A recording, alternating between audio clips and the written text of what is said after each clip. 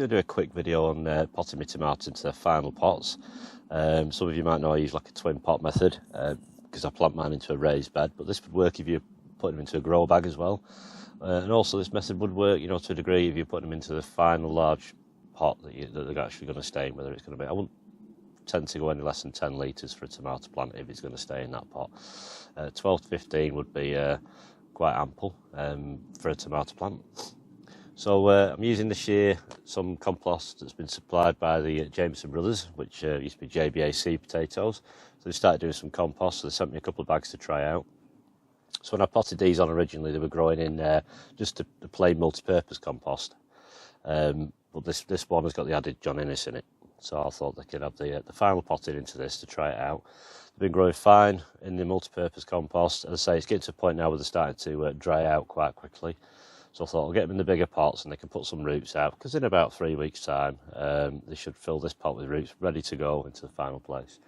So like I say, I'll put links in the description below for the website for Jamieson Brothers, and you can take a look at some of the products. It's not the cheapest, but just whatever you can afford, it all works. It'll all work.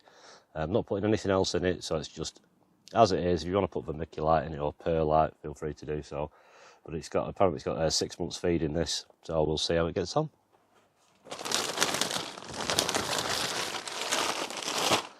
So things I'm going to be using for this are, I've got a sort of a dummy pot here, which is the same as what my tomato plants are currently in, which is this size. They're a 1 litre pot, or 12 centimetres.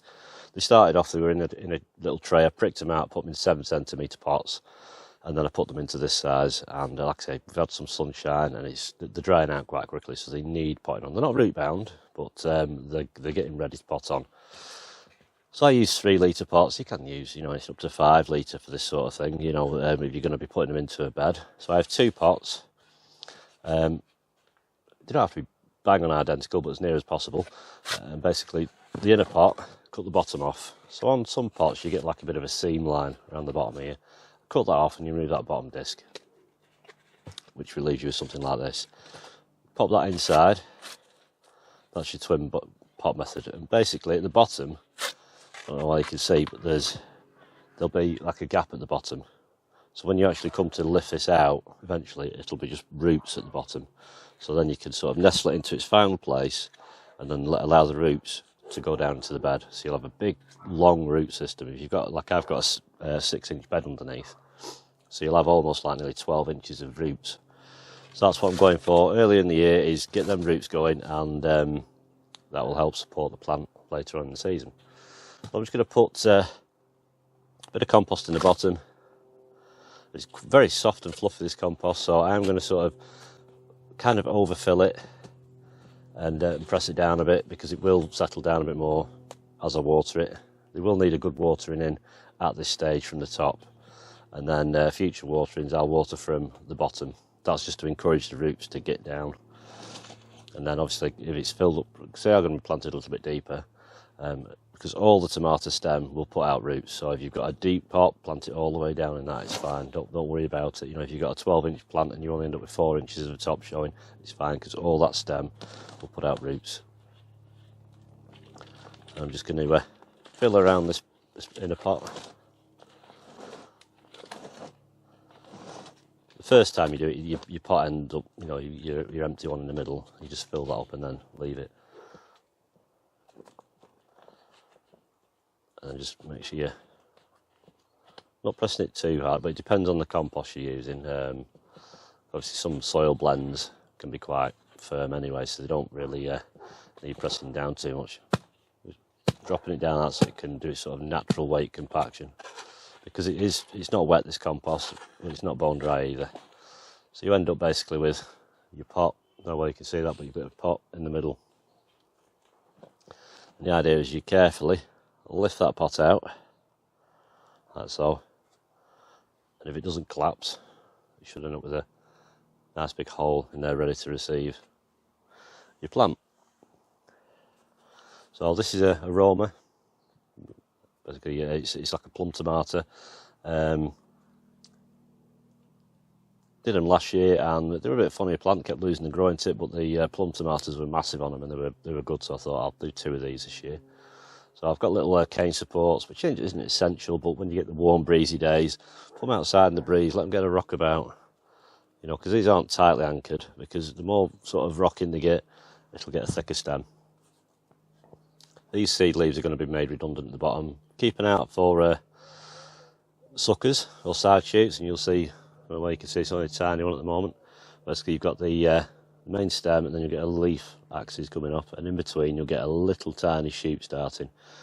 You can pick them off when they're small, but usually once they get to about 1 inch long, just nip these out. They're in between there, because they'll continue growing throughout the season. So every sort of 5 to 10 days, check your plants, get rid of the side shoots, and then usually middle of August, take the growing tip off and start removing foliage. I tend to remove foliage at the bottom. Once the fruit trusses are finished down the bottom, I'll start removing that lower foliage because it doesn't really need it. Or if it starts to go yellow, simply take it out. These haven't been in these pots for long, as you can see. Plenty of roots, and they're working their way down to the bottom. And then it's simply carefully turn upside down, and I tend to just drop it in like that, and it'll just plonk in itself. It's about 1 centimetre deeper there, but I'm going to fill that pot. So I'm just basically going to hold the lowest leaves up. The seed leaves I'm not bothered about. Just loosely fill all the way around it, so it's kind of at the top like that. And I'm just going to press it down at an angle, just my fingers.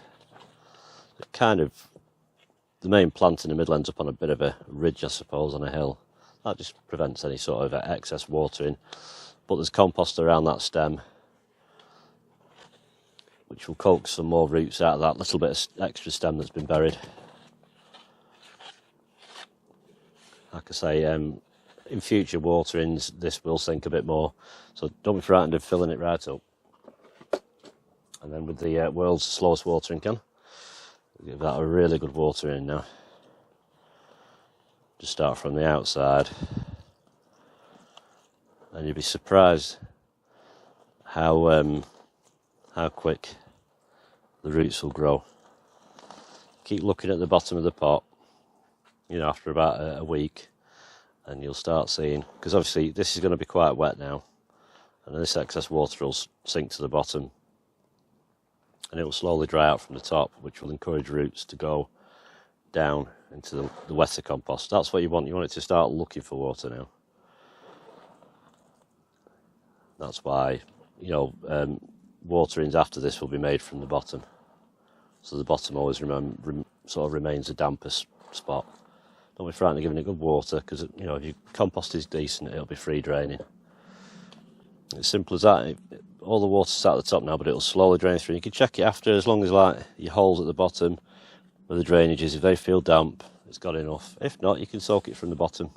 Give it like 10-15 minutes. But these have got little holes here, so as long as you look at that after, and it's damp, it's got enough water.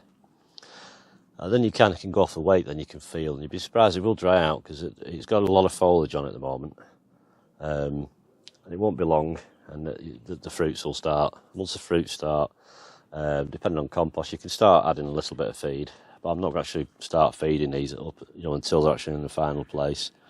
Like I say, there's no real need for it. It's got enough feed in that compost to get it to that stage. So it's as simple as that, really.